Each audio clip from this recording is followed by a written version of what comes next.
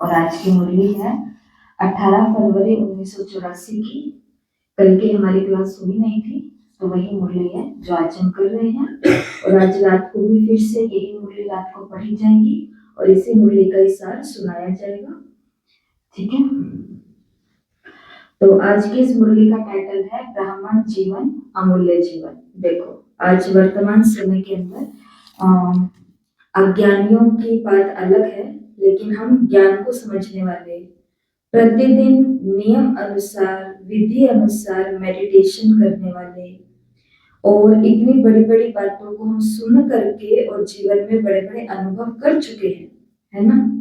इतना सब कुछ होने के बाद, इतना सात्विक जीवन, सात्विक भोजन, प्रभु से मिलन, अच्छी अच्छी आत्माओं के साथ में रहना, सेवाएं करना, सब कुछ होने के बाद भी कभी ना कभी हम सब के मुंह से ये बात निकल जाती है कि मेरी कोई वैल्यू नहीं है। मुंह से निकलता नहीं तो कभी कभी हमको जिस घर के अंदर हम रहते हैं ना, तो वहां पर कभी कभी महसूस होने लग जाता है कि मेरी कोई भी वैल्यू नहीं है। क्या ये बात सही है या गलत है? ऐसा होता है। सोचो ये किनके साथ हो रहा है? जिनकी सच में बहुत वैल्यू है। अब जिनको इतना सारा ज्ञान है उनको भी लग सकता है कि मेरे जीवन की कोई वैल्यू नहीं है। तो सोचो दुनिया के अंदर हमारे भाई बहने जिनको तो ज्ञान भी नहीं है, जो तो योग भी नहीं करते हैं और जो तो अच्छे अच्छे संघ में भी नहीं रहते हैं और जिनको सेवाओं का, खुशी मनाने का, सेलिब्रेट करने का टाइम भी नहीं मिलता है, तो सोचो उनको अपने जीवन के बारे में कितना लगता होगा कि हमारी कोई वैल्यू नहीं है। आज की इस ये मुरली जो है खास हम ब्राह्मणों को ये याद दिला रही है कि हमारा जीवन कितना अमूल्य है। एक होता है मूल्यवान, बहुत कीमती, और आज की मुरली के अंदर तो बाबा ने कहा अमूल्य। अमूल्य का मतलब है जिसकी कीमत भी नहीं निकाली जा सकती, नहीं लगाई जा सकती। आज की मुरली में बाबा हम सभी को स्वमान दे रहे हैं कि हम बच्चे भगवान के विजयी अमूल्य रतन हैं, विजयी अमूल्य रतन हैं। बाबा ने मुरली की शुरुआत में कहा कि स्नेही बच्चों से स्नेही बाप दादा मिलने के लिए आए हैं।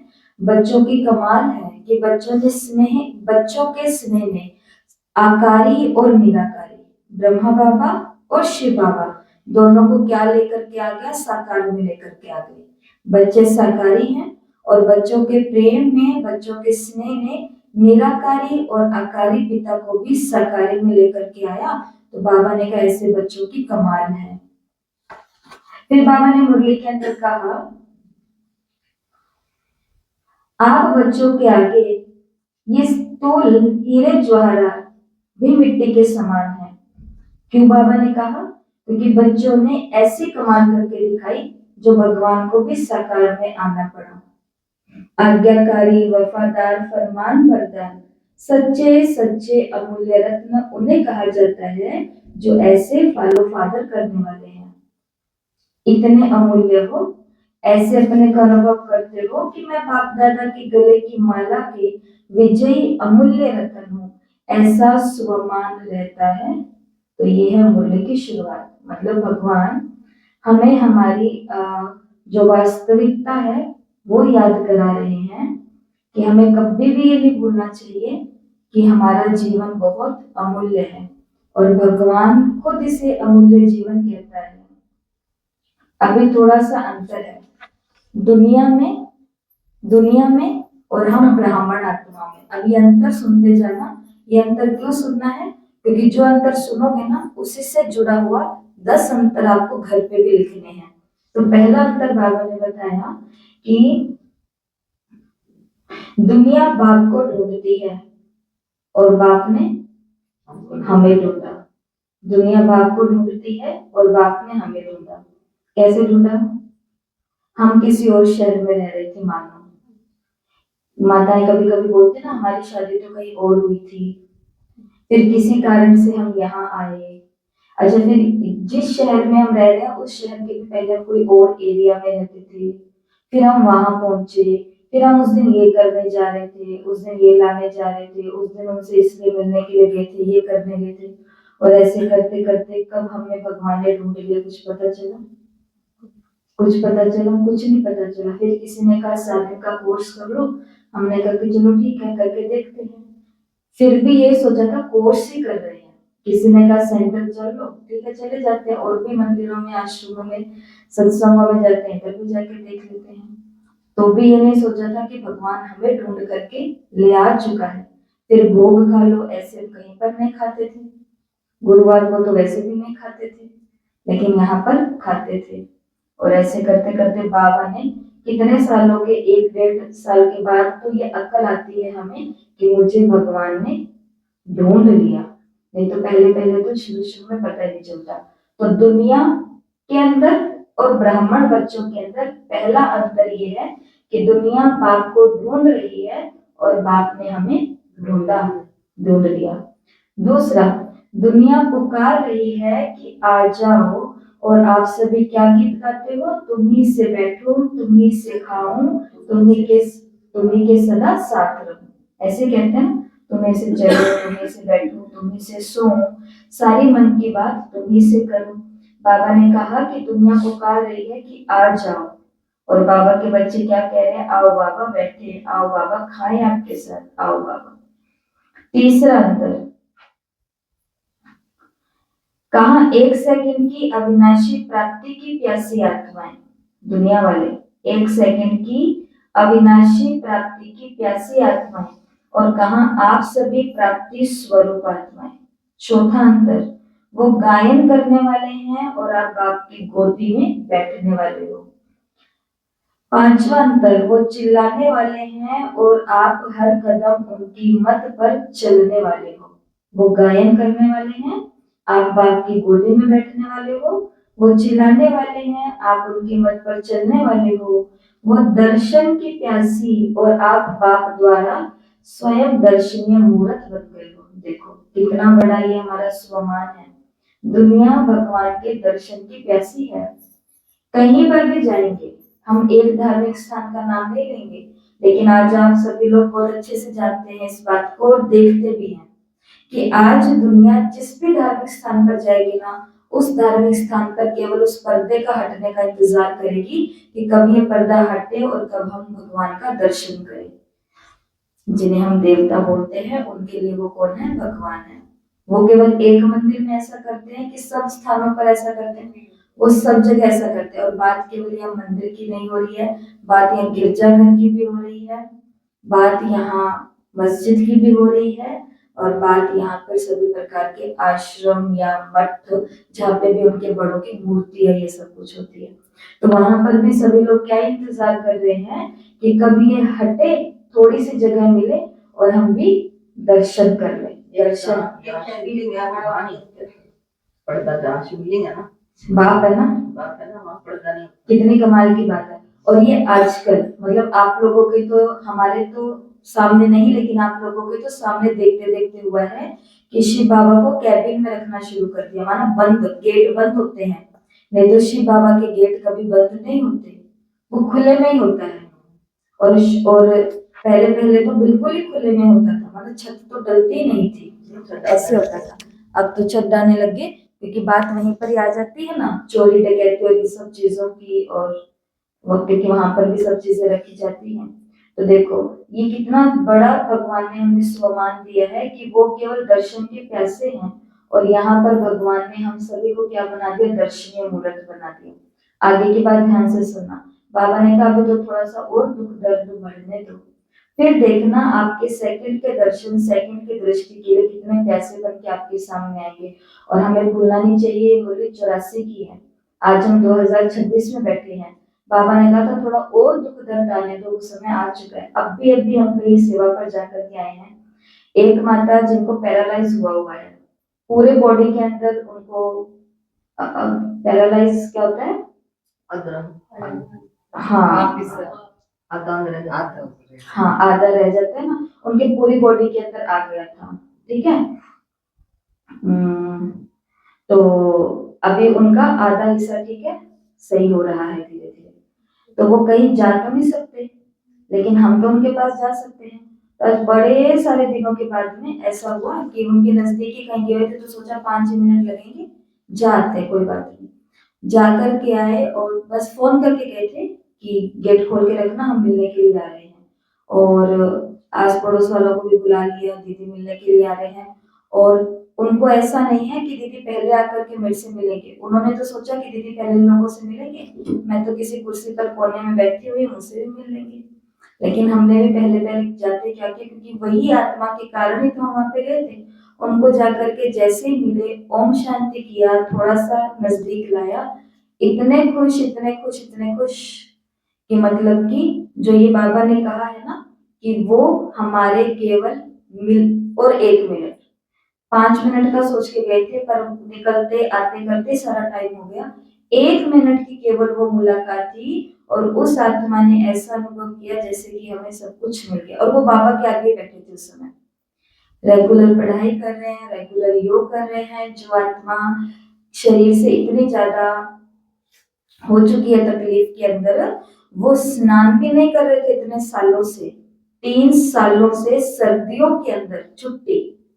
कौन दिलाएगा, कौन दिलाएगा, कौन करेगा? गर्मी में तो धीरे धीरे कर लो, ठंडे पानी से जैसे भी है। लेकिन अब रोज तपस्या मास के अंदर योग लगाने का दीदी ने कहा था, तो बिना नहाए थोड़ी ना योग लगाऊंगी, क्योंकि भक्ति की अंदर बुद्धि है, तो पता है ये सब बातें। कहने का भाव, बाबा ने मुरली में बोला, ये बात तो आपको एक दीदी की बता रही हूँ, लेकिन ये बात केवल एक दीदी की नहीं है, हम सभी ब्राह्मणों की है। अभी तो आप जिस परिवार में रहते हो, धीरे धीरे सबको मालूम पड़ेगा कि हमारे घर में ये वो रहती है माता, जो रोज योग करती है, रोज सत्संग करती है, रोज शुद्ध भोजन खाती है, रोज सबके लिए अच्छा अच्छा सोचती है।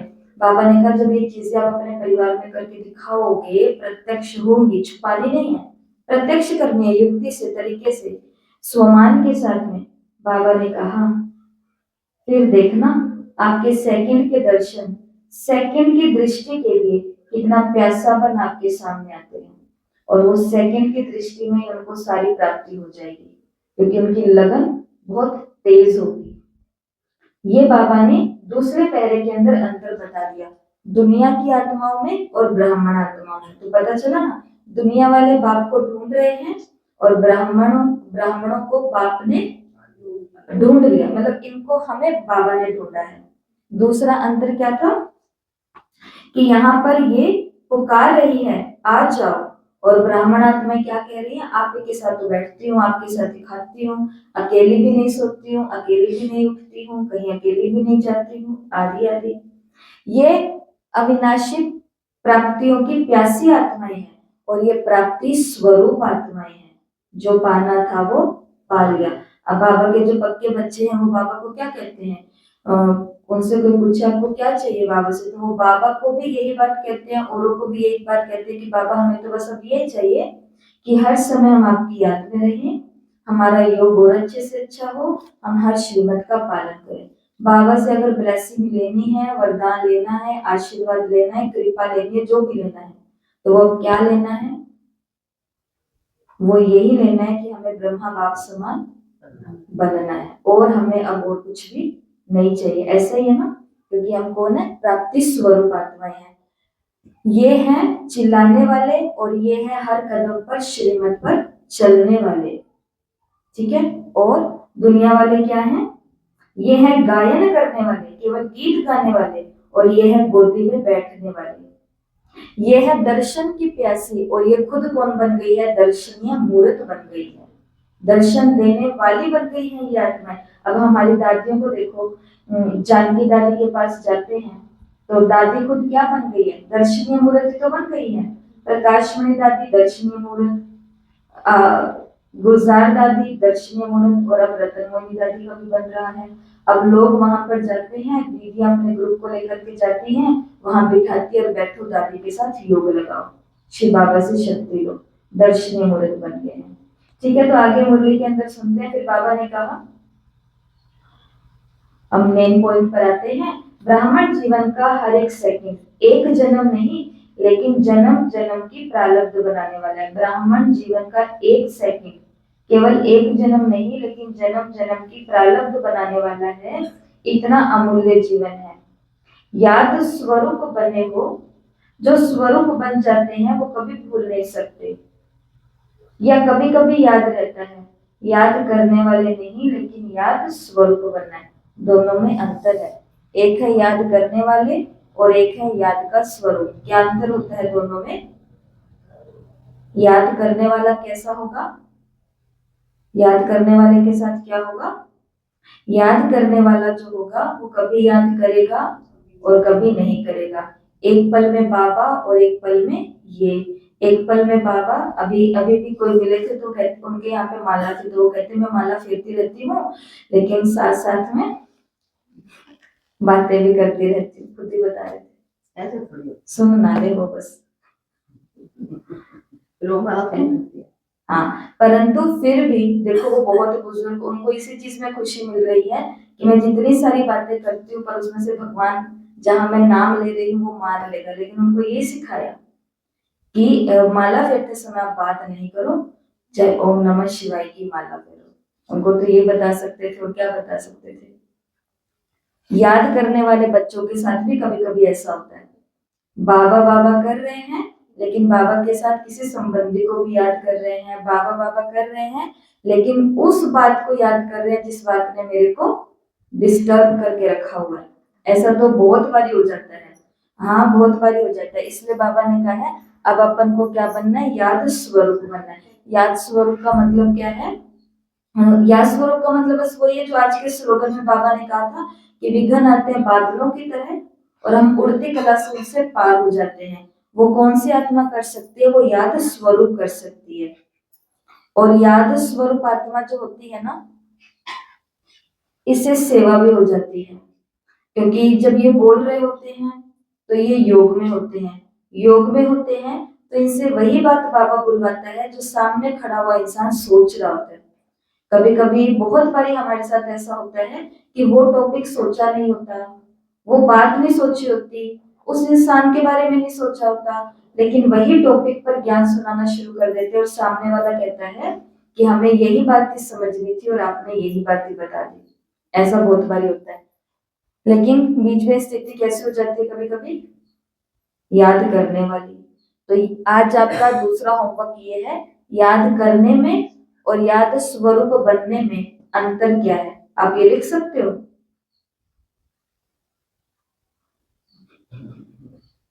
बताओ क्वेश्चन में लिख सकते हो हैं? बताओ। अब ये आपसे क्यों पूछा?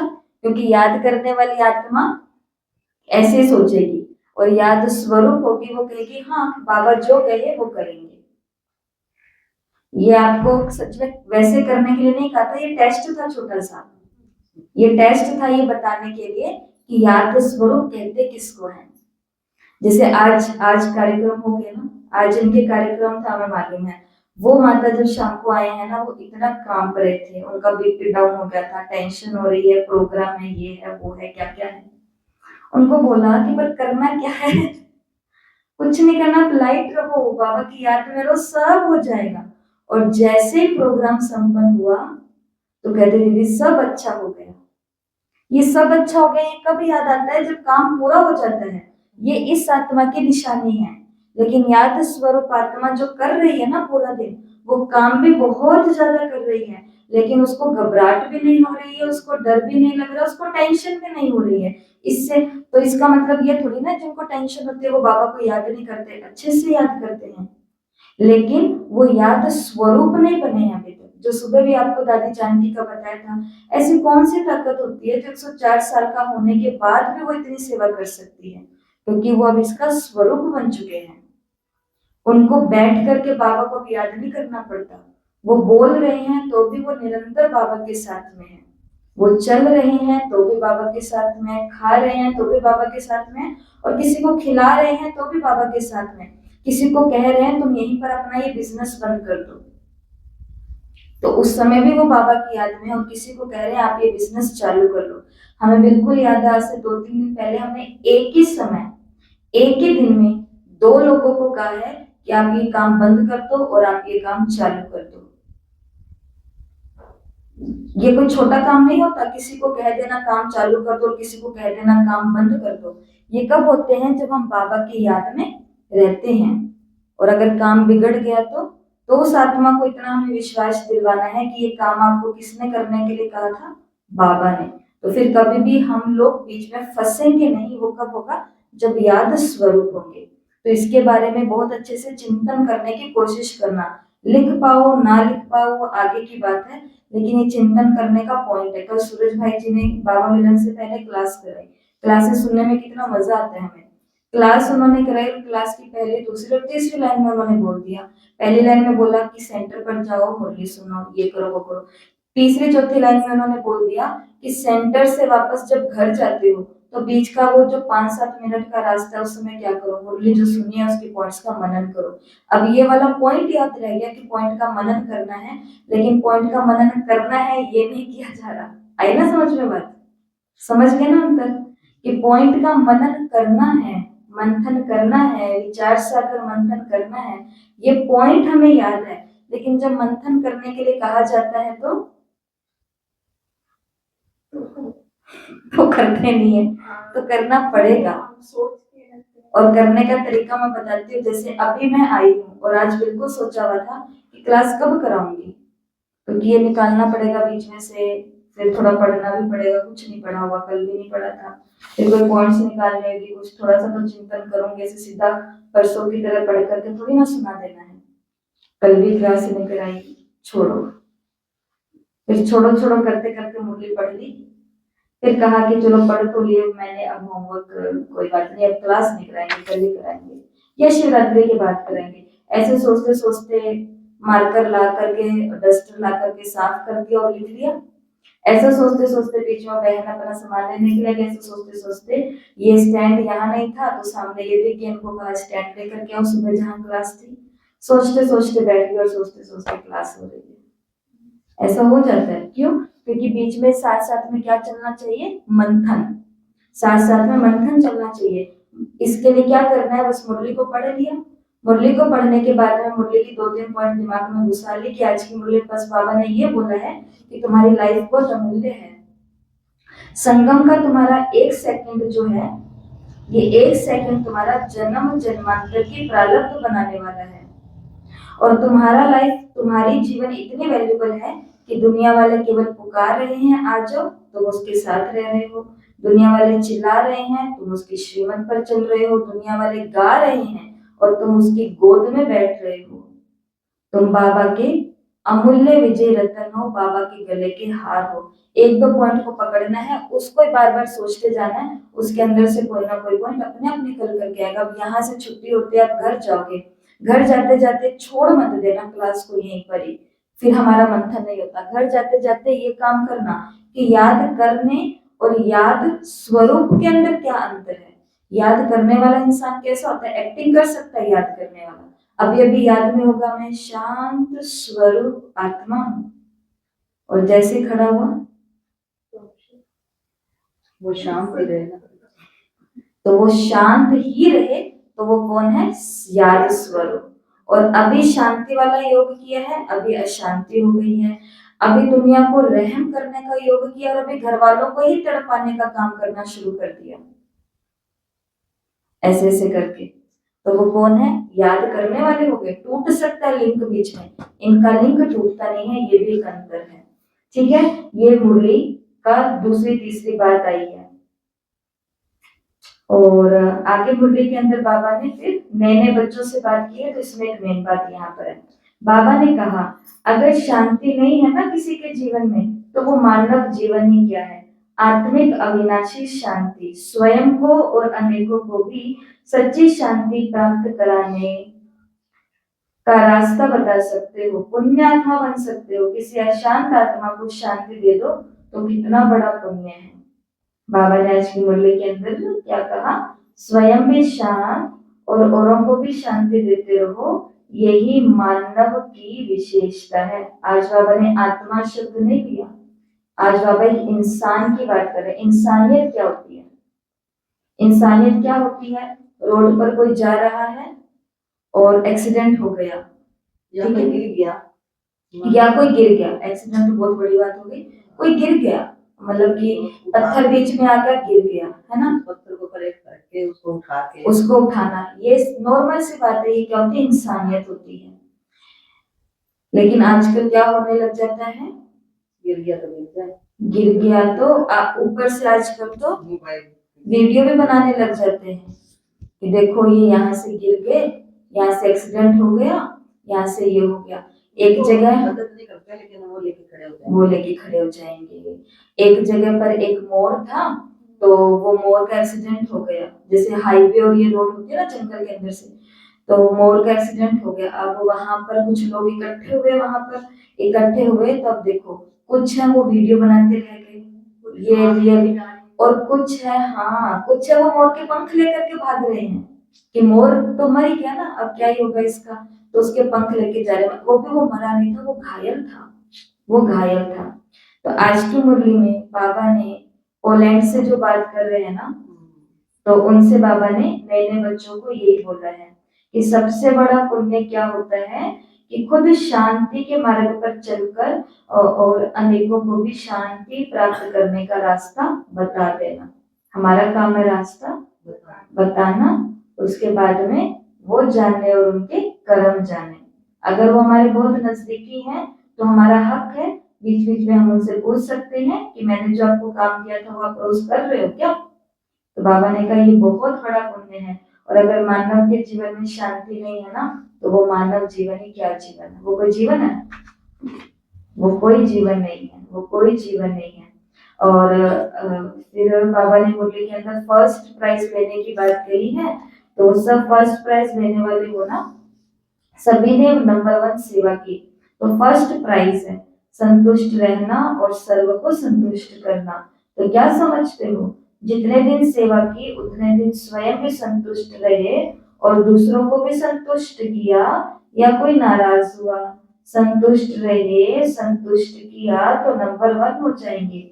यही सफलता है हर कार्य में, ना स्वयं डिस्टर्ब हो ना दूसरों को करो, यही विजय है। ऐसा कोई काम नहीं करना जिस काम से दूसरा डिस्टर्ब हो, और ऐसा कोई काम नहीं करना जिससे मैं खुद डिस्टर्ब हो रही हूँ, है ना। और वो कहते हैं ना दुनिया के अंदर कि जिस रास्ते जाना ही नहीं है उस रास्ते का राह भी क्या लेनी, पता भी क्या लेना, एड्रेस भी क्या लेना, क्योंकि हम उस रास्ते तो जाना ही नहीं है। इसलिए हमें ना डिस्टर्ब होना है, हमें ना किसी को डिस्टर्ब करना है। बाबा ने कहा अगर असली विजय है तो कौन सी है, यही है, और यही सफलता है। और फिर बाबा ने लास्ट में मुरली के अंदर बोला कि सेवा तो करनी है, पर कैसे करनी है, रूहे गुलाब बन करके करनी है, खुशबू फैलाते रहना है, कांटों के बीच में रह करके कांटा नहीं बनना, कांटों के बीच में रह करके कांटा नहीं बनना। मतलब कि हम, अब देखो सभी सेवा केंद्र की बहनें, मैं कहती हूँ ये जो सभी सेवा केंद्र की बहनें होती है कैसे लोगों के बीच में रहती है, सारा दिन एक अपनी क्या परेशानी बता रहा है, एक अपनी क्या परेशानी बता रहा है, एक अपनी क्या परेशानी बता रहा है, एक अपनी क्या परेशानी बता रहा है। ये इतनी सारी बातों के बीच में रहती है जहां पर केवल इनको नेगेटिव नेगेटिव व्यर्थ नेगेटिव। कभी किसी के फोन आते हैं वो उसके साथ भाग गया, कभी किसी के फोन आते हैं उन्होंने ये कर लिया, उन्होंने ये कर लिया, और इतना बोल देते हैं आप योग करना। इतना बोलने के बाद उन्होंने तो खाली कर दिया पर इधर तो आ गया ना।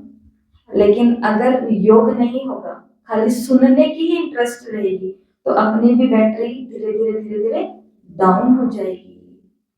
इसके लिए सुन करके कहाँ देना होता है, ऊपर, ऊपर बाबा को भेजना होता है, ऊपर की ओर। बातों के बीच में रहना है, कभी कभी इन बातों के बीच में कुछ कांटे भी लग सकते हैं, कांटे भी निकल सकते हैं, लेकिन बाबा ने कहा खुद को कांटा नहीं बनाना, खुद को हमेशा कैसा बनाना है, रूहानी गुलाब, सदा वातावरण के प्रभाव से न्यारे और प्यारे, खुशबू देता रहे। फिर वहां जाकर के ये नहीं लिखना कि क्या करे माया आ गई। मधुबन के अंदर तो कैसे होते हैं हम, गुलाब की तरह खिले हुए होते हैं। बस अब तो जाकर के एकदम संपूर्ण ही बन जाना है, अब तो जाके ये कर लेना। और इसका मतलब ये नहीं कि हमारे अंदर परिवर्तन नहीं आता, आता भी है। मधुबन हमें बहुत मदद करता है, या तो कोई बुराई खत्म करने में या कोई अच्छाई धारण करने में बहुत मदद। इसलिए तो मधुबन को एक मुरली में बाबा ने शीश महल कहा है। मधुबन क्या है, शीश महल है, वहां पे सबको सब कुछ दिखाई दे जाता है। तो बाबा ने कहा इसलिए घर आकर के, माना इधर आकर के, फिर ये नहीं लिखना कि माया आ गई, सदा माया जीत बन करके जाए, माया को आने की छुट्टी नहीं देना, दरवाजा सदा बंद कर देना, बंद। जो दोस्ती मेरे को खराब करती है वो दोस्ती, जैसे बच्चों को बोलते हैं ना आजकल, क्या बोलते हैं, हमें भी हमारे माता पिता ने बोला था, आपने भी आपको आपके बच्चों को बोला होगा, आपके भी माता पिता ने आप लोगों को शायद कभी कोई जमाने में बोला होगा, या तब तो शायद बोलने की जरूरत नहीं रहती होगी, तब बोलने की जरूरत नहीं थी, तब बोलने की जरूरत नहीं थी, लेकिन हमारा दौर आते आते आते आते आते अब वो समय आ चुका है जहाँ पर थोड़ा फ्रेंडली बन करके बोलने की जरूरत पड़ जाती है। तब कहते हैं कि उनको इतना ज्यादा अपना बना करके रखो, उनके राजदार रहो, उनको अपना बना के रखो, तब उधर से वो बोल सकते हैं।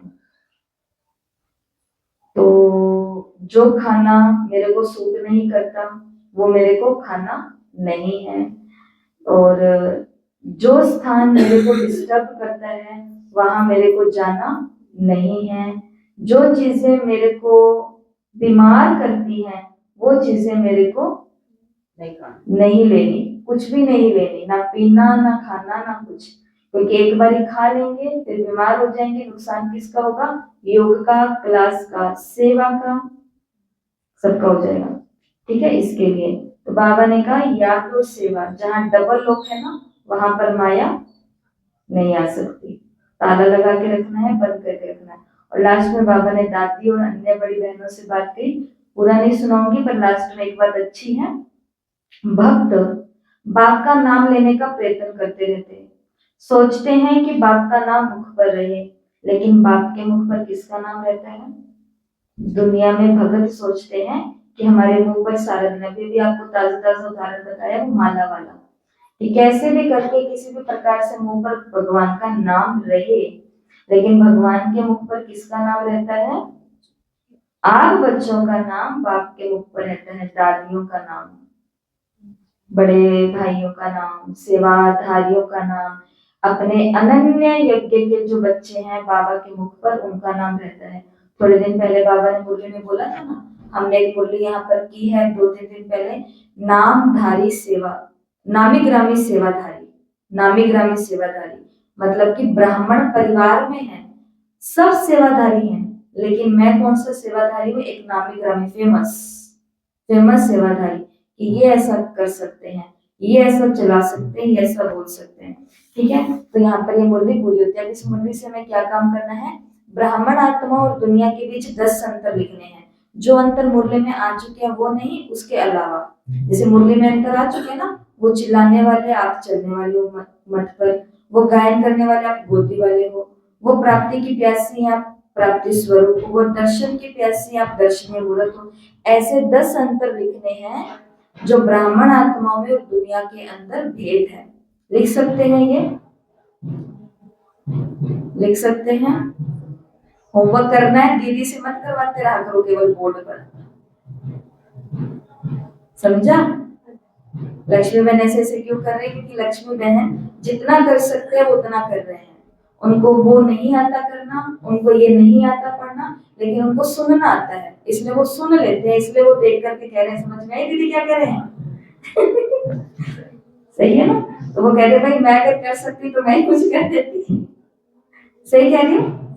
चिंतन करना इस बात पर भी, कि चिंतन कर सकते हम कि ब्राह्मण आत्मा और दुनिया में 10 अंतर क्या है, कल क्लास में पूछेंगे, जो लिख सकते हैं उनको ये लिखना, ये होमवर्क है, खाना पकाते पकाते सोचते रहना। दूसरा होमवर्क आपको बता दिया, याद करने और याद स्वरूप में क्या अंतर होता है, या भोजन पकाओगे अभी घर जाके काम करोगे, आप खुद देखना कि मैं याद करने वाली हूँ कि याद स्वरूप है, अंतर अपने आप सामने आ जाएगा।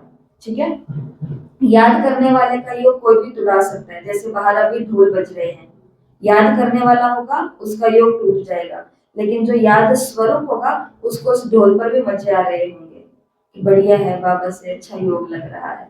ठीक है, और आज की मुरली का लास्ट होमवर्क है, बड़ा आसान है, मुरली के अंदर बहुत सारे स्वमान आए हैं, इनमें से बस आपको ढूंढ करके 11 स्वमान लिखने हैं, बहुत सारे स्वमान आज की मुरली में बच्चों के, आपको केवल ढूंढ करके कितने लिखने हैं, 11 लिखने हैं। ठीक है, यहाँ पर ये मुरली कंप्लीट होती है, और आज रात को जो क्लास होगी उसमें भी इसी मुरली का फिर से अध्ययन होगा।